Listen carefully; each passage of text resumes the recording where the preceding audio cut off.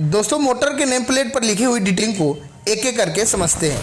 दोस्तों यह name plate AC induction motor का है। नेम प्लेट में सबसे ऊपर लिखा है सीमेंस, यानी कि यह मोटर सीमेंस कंपनी के द्वारा बनाया गया है। इसके बाद लिखा गया है ऑर्डर नंबर। दोस्तों ऑर्डर नंबर का मतलब होता है कि यदि आपको इस मोटर के किसी भी पार्ट को मंगवाना हो तो इस ऑर्डर नंबर से कॉन्टेक्ट करके मंगा सकते हैं, या आप ऐसा ही दूसरा मोटर मंगा सकते हैं। इसके साथ साथ यदि आपको मोटर में किसी भी प्रकार का प्रॉब्लम आ गया हो तो इस पर कॉन्टेक्ट भी कर सकते हैं। इसके बाद लिखा गया है ड्यूटी S1। दोस्तों ड्यूटी का मतलब होता है कि इस मोटर को आप कितने देर तक चला सकते हैं। ड्यूटी के अलग अलग टाइप होते हैं S1 से लेकर S10 तक, जिसमें S1 का मतलब होता है कि इसे आप कंटिन्यू चला सकते हैं 24x7, यानी कि 24 घंटा 7 दिन। S2 का मतलब होता है कि इसे आप थोड़ी देर के लिए चला सकते हैं। इसी प्रकार इस चार्ट में S10 तक दिया। इसके बाद लिखा गया है किलोवाट या HP। दोस्तों किलोवाट का मतलब होता है बिजली की खपत और HP का मतलब होता है ताकत, यानी कि ये मोटर 30 किलोवाट बिजली के खपत पर 40 घोड़े के बराबर ताकत देगा। इसके बाद लिखा गया है AMP, यानी कि एम्पियर। दोस्तों एम्पियर का मतलब होता है बिजली को मापने वाला इकाई। जैसे पानी को मापने वाला लीटर होता है, वैसे ही बिजली को मापने वाला एम्पियर होता है। इसके बाद लिखा गया है RPM। दोस्तों RPM का मतलब होता है रोटेट पर मिनट, यानी कि मोटर का शाफ्ट 1 मिनट में कितना चक्कर पूरा करेगा। RPM जितना ज़्यादा होगा मोटर की स्पीड भी उतनी ही ज़्यादा। इसके बाद लिखा गया है फ्रेम। दोस्तों फ्रेम का मतलब होता है मोटर का ढांचा, यानी कि इस मोटर को किस डिजाइन का बनाया गया है। दोस्तों इस फ्रेम रेट से हम दोबारा हूबहू वही मोटर मंगवा पाते हैं।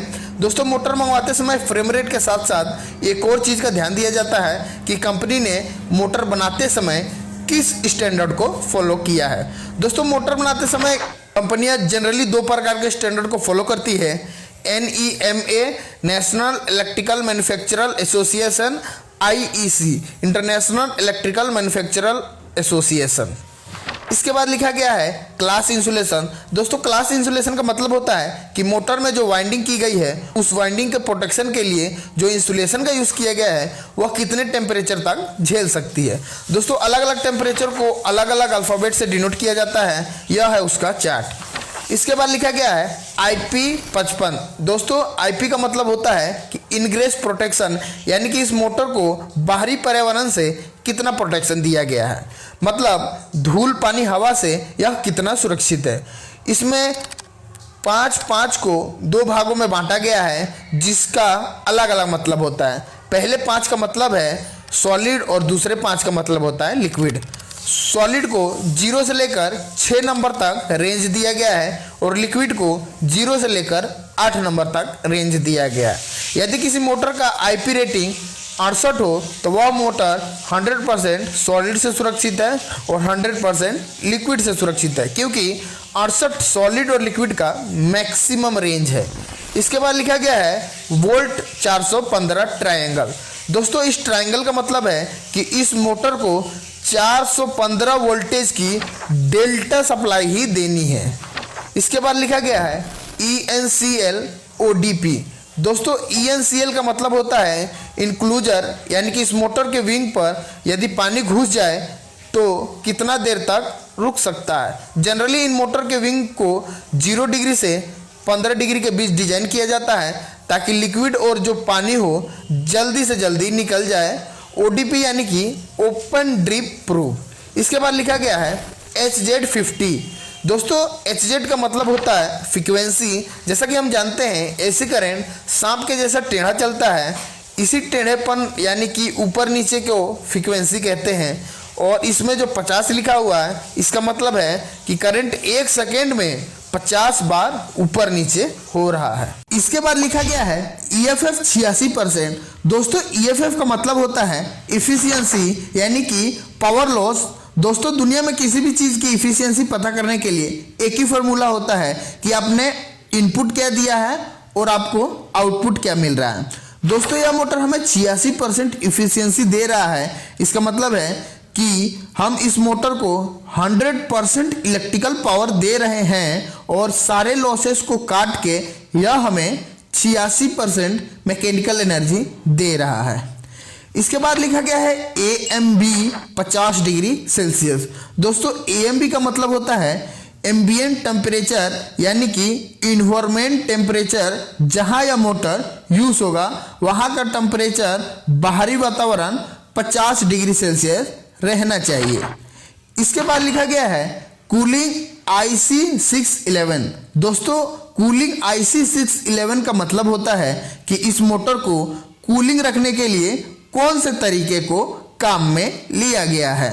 इसके बाद लिखा गया है PH3। दोस्तों PH3 का मतलब होता है कि इस मोटर में 3 फेज की सप्लाई है। इसके बाद लिखा गया है KVA कोड G। दोस्तों KVA कोड का मतलब होता है कि मोटर स्टार्ट होते समय वह कितना पावर कंज्यूम करेगा। यह जानकारी हमें KVA कोड के द्वारा ही मालूम पड़ता है। KVA कोड के सामने लिखा है G। यह है KVA कोड का चार्ट। इस चार्ट में अपने मोटर का KVA कोड का अल्फ़ाबेट ढूंढेंगे और उसके सामने जो अप्रॉक्सीमेट मिड रेंज है उसमें अपने मोटर के HP से गुना कर देंगे तो आपका टोटल KVA निकल जाएगा और जो आंसर आएगा वही आपके मोटर का स्टार्टिंग में पावर कंजप्शन होगा। इसके बाद लिखा गया है पोल 4। दोस्तों मोटर भी कई पोल के आते हैं, जैसे 2 पोल, 4 पोल, 6 पोल, 8 पोल। दोस्तों मोटर में जितना ज़्यादा पोलों की संख्या होगी मोटर की RPM उतनी ही कम होगी। जैसे जैसे पोलों की संख्या बढ़ती है RPM ड्रॉप होते चला जाता है। इसके बाद लिखा गया है सर्विस फैक्टर। दोस्तों सर्विस फैक्टर का मतलब होता है कि हमारे मोटर को ओवरलोड के कंडीशन में कितना तक चला सकते हैं, कितना मैक्सिमम लोड दें कि हमारा मोटर डैमेज ना हो। यहाँ सर्विस फैक्टर के सामने 1.15 लिखा है। इसका मतलब है मोटर हमारी 30 किलोवाट की है तो 30 किलोवाट गुने 1.15 बराबर 34.5 किलोवाट, यानी कि इस मोटर की maximum running overload capacity 34.5 kilowatt की है। यदि इस रेंज पर ज़्यादा देर तक मोटर को चलाया जाए तो जल भी सकता है। इसके बाद लिखा गया है ग्रीस यूनिरेक्स N3। दोस्तों इस मोटर में जो ग्रीस को मेंशन किया गया है उसी ग्रीस से इस मोटर को रीग्रीसिंग करना है। मोटर में दिए गए समय के अनुसार मोटर में 5800 घंटे के बाद रीग्रीसिंग का टाइम दिया गया है। इसके बाद लिखा गया है ग्रीस क्वांटिटी। इस मोटर में ड्राइविंग एंड पर 90 ग्राम ग्रीस लगाना है और नॉन ड्राइविंग एंड पर 70 ग्राम ग्रीस लगाना है।